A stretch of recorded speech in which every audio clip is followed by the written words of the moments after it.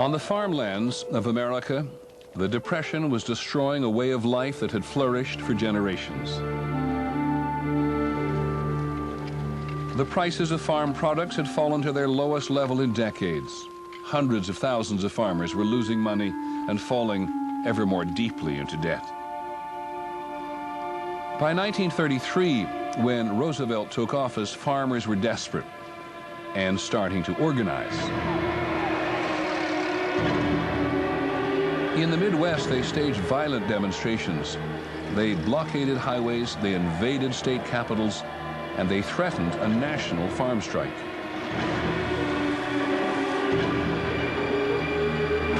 They've driven me out here to do what we're doing. I can't keep my family and live like a man should live. And there's two things that'll make a man or beast fight: hunger and protection of your offspring. Farmers everywhere were demanding action from Washington.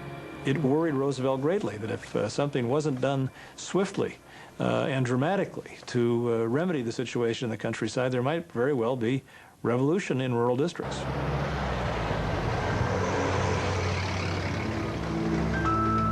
The issue that created the most desperation was foreclosure. With no money to pay their mortgages, thousands of families were losing their farms. It just devastated them, whole families. You can imagine, here's your home. It's not only your business, but your home. The threat or the fear of losing one's farm is the most serious emotional and economic crisis of the Great Depression. And it's what creates so much of the fear, so much of the militancy. On April the 27th, 1933, just weeks after President Roosevelt's inauguration, farmers in Le Mars, Iowa, infuriated by a wave of foreclosures, invaded the local courthouse. The judge, Charles Bradley, had signed dozens of foreclosure orders. The crowd demanded an end to it. The judge refused. And so they dragged him off his bench and took him to the edge of town, where they threatened to hang him if he didn't agree to their demands. And as one of them told me, one of the things they did was pull down his pants and fill them with mud, threaten him with castration, and they got a truck hubcap and put it on his head so the grease ran down over his face.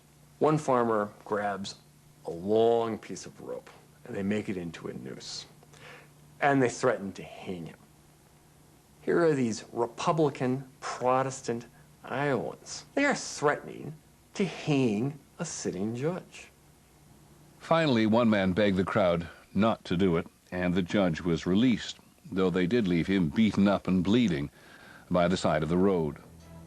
The very next day, the governor of Iowa declared martial law. The Bradley episode hit Washington like a shockwave. There was a real fear that a rural revolution might begin.